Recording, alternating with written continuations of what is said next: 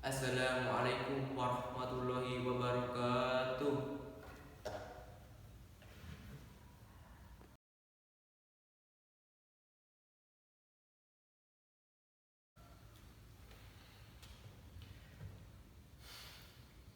Innal hamdalillah nahmaduhu wa nasta'inuhu wa nastaghfiruhu wa na'udzu billahi min shururi anfusina wa min sayyiati a'malina may yahdihillahu fala mudilla lahu wa man yudlil fala hadiya lahu.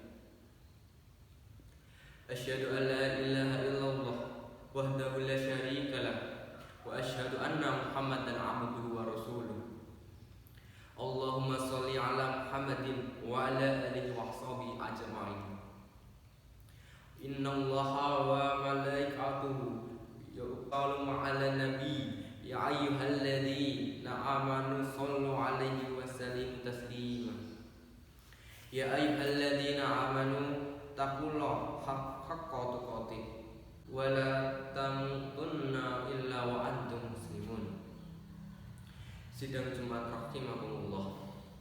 Pertama-tama marilah kita panjatkan puji syukur kehadirat Allah Subhanahu wa taala atas limpahan rahmat serta taufiknya sehingga kita dapat berkumpul di tempat ini dalam keadaan sehat walafiat.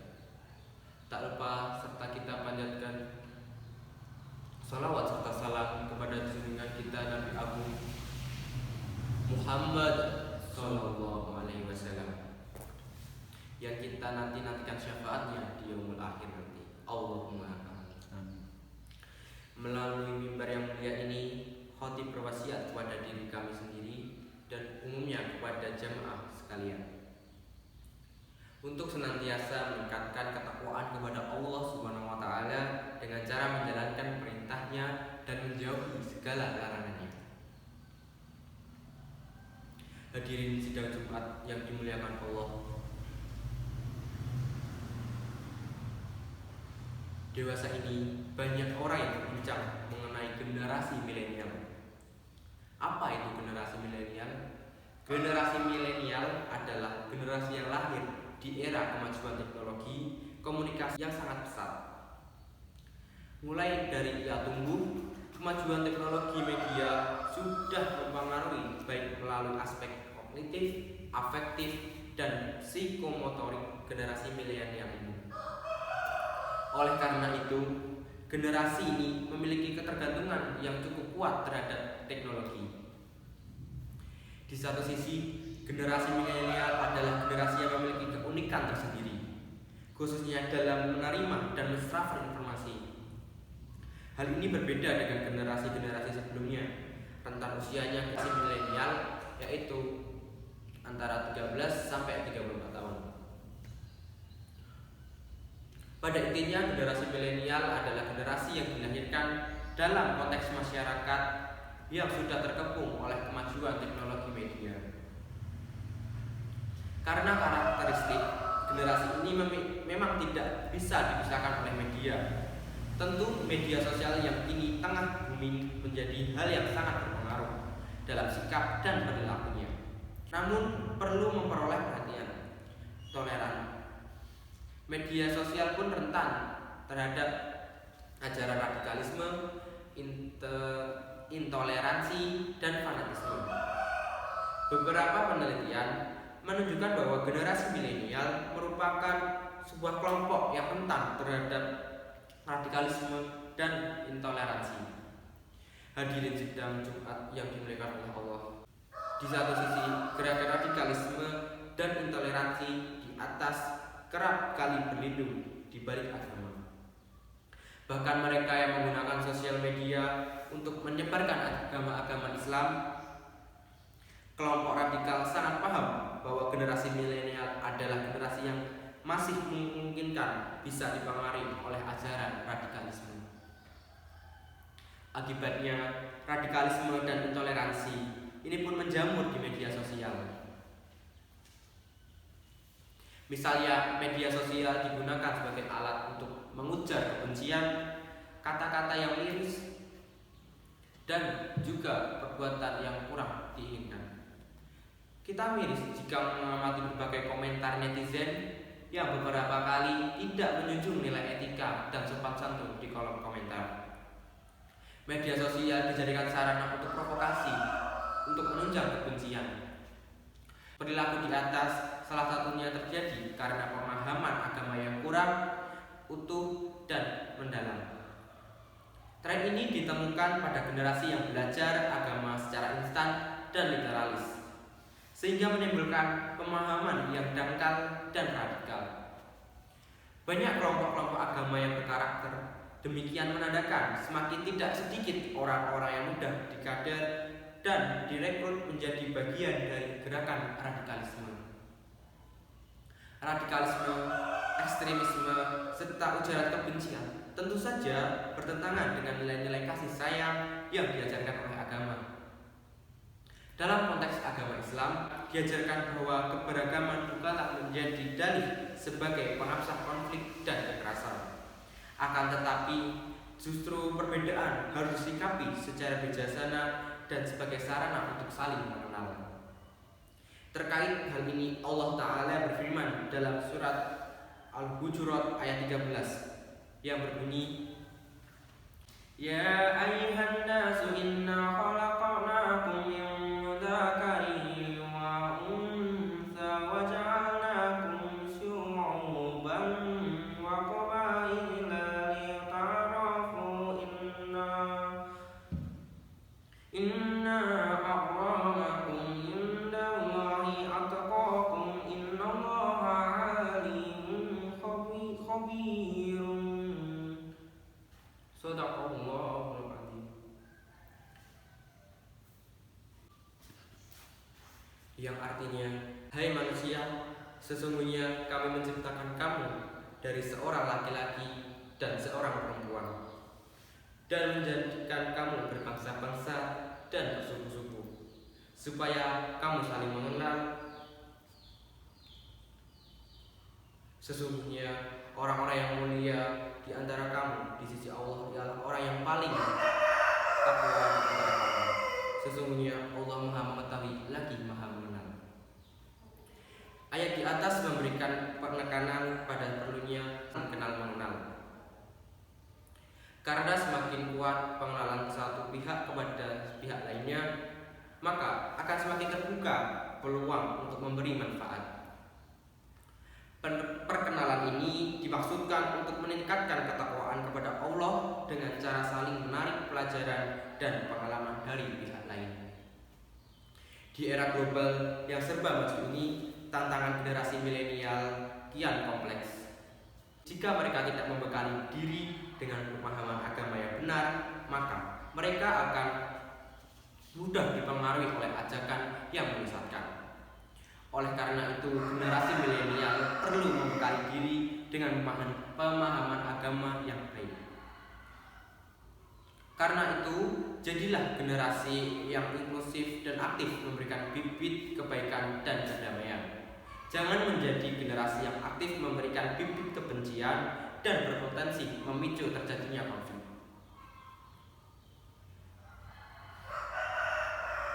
Masyarul muslimin, jamaah Jumat yang dimuliakan Allah Subhanahu wa taala.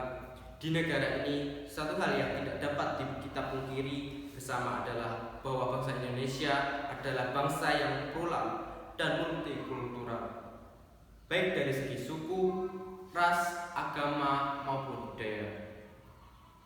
Dari suatu suku pun masih ada perbedaan, seperti dari bahasa, tata nilai, dan tata krama.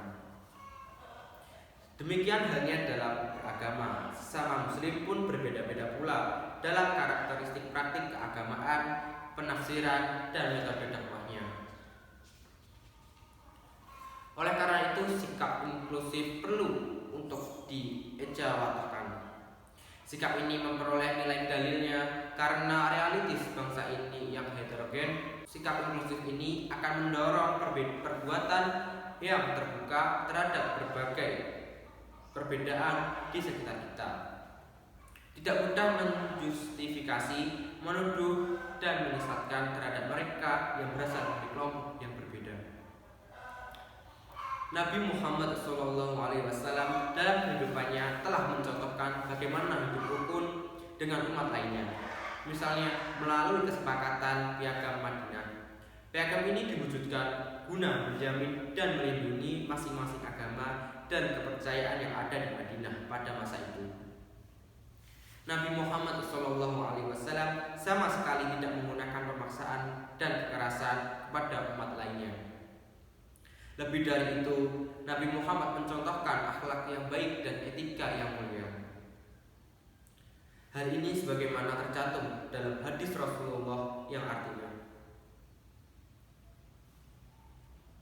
An Abi Hurairah radhiyallahu anhu qala qala Rasulullah sallallahu alaihi wasallam bu'ithtum utamma karima akhlaq.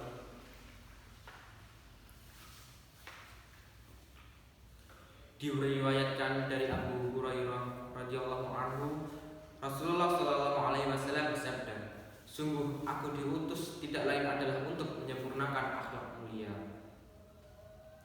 Oleh karena itu, sudah saatnya generasi milenial memiliki pemahaman yang komprehensif terhadap ajaran agamanya, menjadi kelompok masyarakat yang berperhatian terhadap literasi media dan berkontribusi terhadap tumbuhnya budaya yang saling menghormati dan terbuka terhadap keberagaman.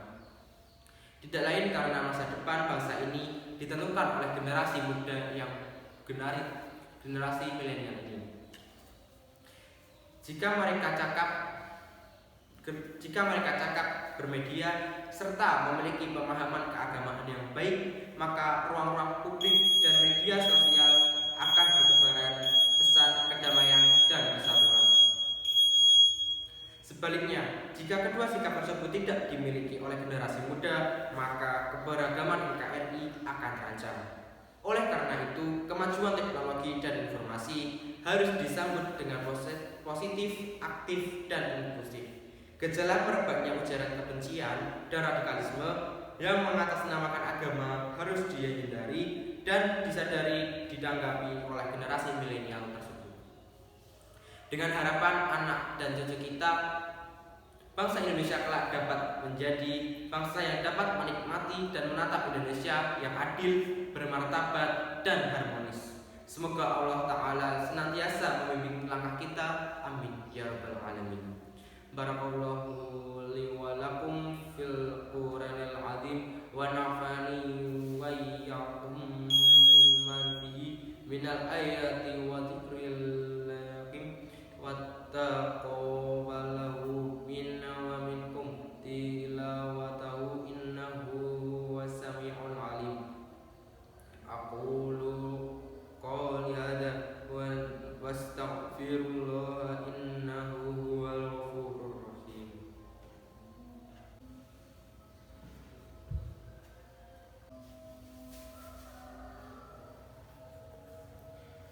Alhamdulillahilladzi arsala rasulahu bil huda wa dinil haq liyudhhirahu ala dini kulli walau karihal musyrikun. Asyhadu an la ilaha illallah wa asyhadu anna Muhammadan abduhu wa rasuluh. Allahumma sholli ala Muhammadin wa ala alihi wa sahbihi ajma'in. Ya ayyuhalladzina amanu taqullaha haqqa tuqatih wa la tamutunna illa wa antum muslimun. Allahumma sholli ala Muhammadin wa ala alihi wa ashabihi ajma'in. Alhamdulillahirabbil alamin. Hadirin sidang Jumat yang dimuliakan Allah Subhanahu wa taala, untuk mengakhiri khutbah siang hari ini, marilah bersama-sama kita berdoa kepada Allah Subhanahu wa taala agar memberikan kesehatan dan keselamatan serta selalu diberi rezeki dan semoga kelak kita menjadi ahli surga. Allahumma amin. Bismillahirrahmanirrahim. Allahumma ighfir lil mu'minina wal mu'minat wal muslimina wal muslimat al ahya'i minhum wal amwat innaka sami'un qaribun mujibud da'wat.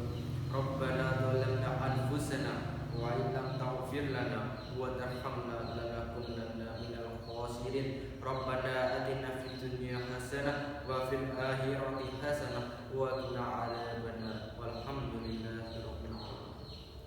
Wassalamualaikum warahmatullahi